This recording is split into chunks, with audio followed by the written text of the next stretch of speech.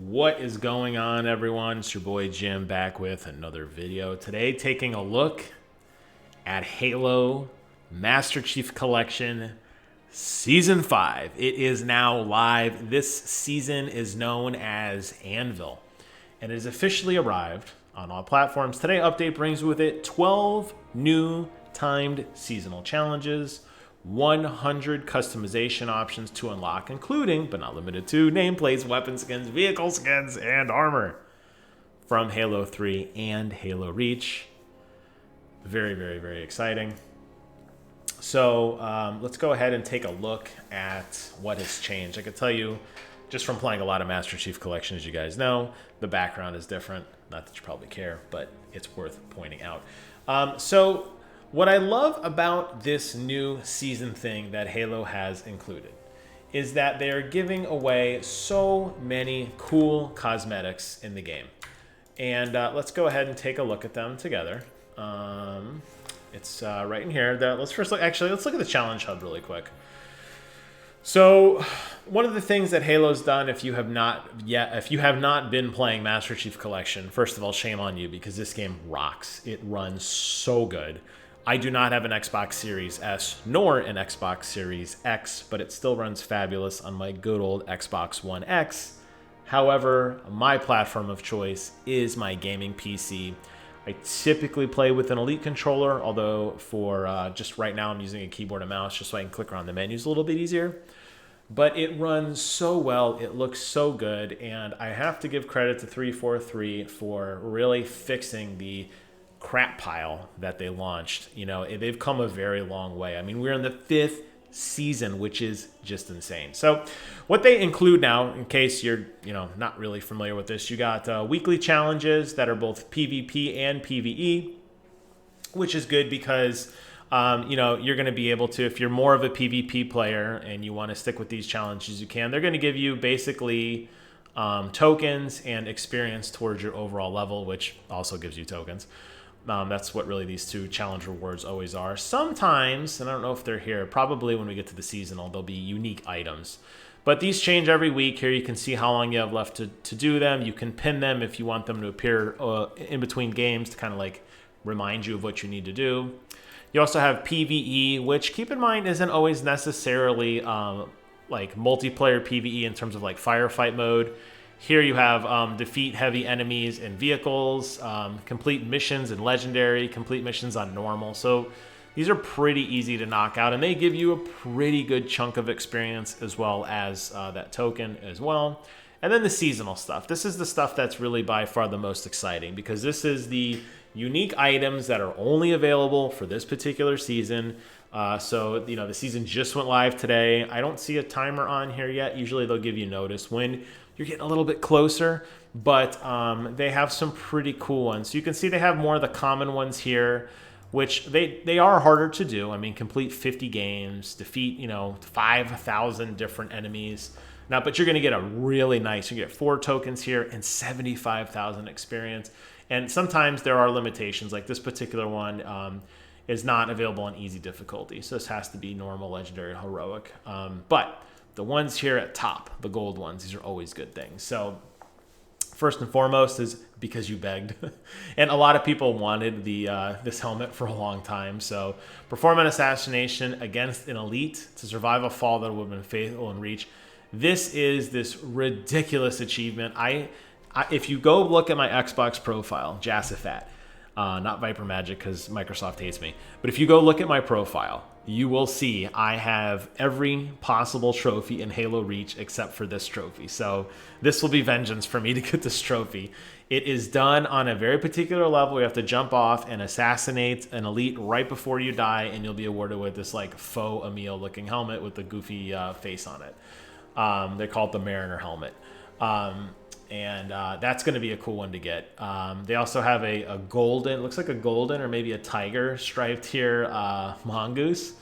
And then you're going to get a really cool nameplate, and looks like some kind of, I'm not a nameplate. This must be a color skin for the battle rifle. I apologize. Complete the Guilty Spark, complete the Guilty Shot, the Who What One challenges, earn the Lucky Best. So yeah, so these are all very obtainable. I'm kind of excited. A little frustrating this one actually doesn't include a token, but that's okay. So you're probably asking yourself, Jim, you have been talking for 5 minutes. Besides a stupid helmet, what can I get? Well, let's take a look. So this is where your tokens start to come into play. You'll obviously get more as time goes on as you play. I still have some from last season. The cool thing about the Halo seasons is if you have not yet completed the old seasons, minus those special challenges, no worries. You can actually go back, and if you really wanted to get this tier 39 helmet, you could buy it right now. You can see they have all the different seasons. They have Noble, Spark, Recon, Reclaimer was the previous season, and now we're up to Anvil. In case you couldn't tell, I'm kind of a big fan when it comes to Halo 3 because I bought everything. That's right. That's how much I love Halo 3. So I blew through Recon season pretty aggressively. I trailed off a little bit in Reclaimer. And by a little bit, I mean kind of a lot. Not so good here. I guess because I was backfilling probably Recon. Anyways, let's take a look at what Anvil has. Anvil's got quite a bit of stuff. Now, how this works is you can put these points in any order. You don't necessarily have to... I guess you do. I guess they changed it. Okay, I'm mistaken. Used to be you could bounce around. I guess they want you to kind of work in order of a traditional battle pass. But these are all... you could see some of the rewards here. A lot of them armor customizations. A lot of them new armor customizations. Or at least reskins of some of the older stuff that we've seen in the past. And this icon across the top tells you what game it's for. So it did say in the patch notes, but this is primarily Halo 3, and then you have the Reach logo here. If it says MCC, that's just a generic thing. So this would be like a plate. Plates are this. So here's my plate right now. I'm using the Halo Insider plate. And then these are grayed out, but we can still look at the preview down here at the bottom to see some more nameplates. A lot of different pieces of armor. Yeah, here's a really cool skin. Yeah, so I guess that other one going back, the green and black that we looked at, the legendary one, that was a skin as well. Some pretty cool helmets. I feel like they've really kind of taken their time to really allow you to customize your character in just such great ways. I really like that you can, especially across every single Halo game, the way that they basically do the character creator now is it pops up and it's like, okay, what Halo game are you playing? And then what do you want your character to look like? And then you basically go line by line and you basically pick shoulder pads, chest pads, whatever the game supported. The older Halos don't have as much good stuff, because it was pretty basic. Like Halo 1 is like not very much stuff. But by the time you get to Halo 3, Halo ODST, or Halo 4 rather, and then definitely Reach, you're seeing a significant amount of customizations. But 3 is still, I think, most people's favorite in multiplayer. I'm a 4 fanboy, but I love 3, and it's just so good. Just the combat is so smooth. That battle rifle feels great. Big team battle still feels just as fun as it did all those years ago. So you see a lot of the rewards are definitely skewed towards Halo 3, which, you know what that means for me? That means I got to get grinding and start working my way through and collecting all of this really, really fun, cool gear. So that's pretty awesome. Pretty cool stuff. And you get to show off your swag. You get this cool nameplate. This would be anybody who's played Halo and then they have that, they're like, oh, that's cool. He's got the nameplate. It's like, yeah, you're right. I got the nameplate. So real quick, as I wrap up this video, you have all the games here. So let's just go to Halo 3. You can choose whether you want to be a Spartan or an Elite.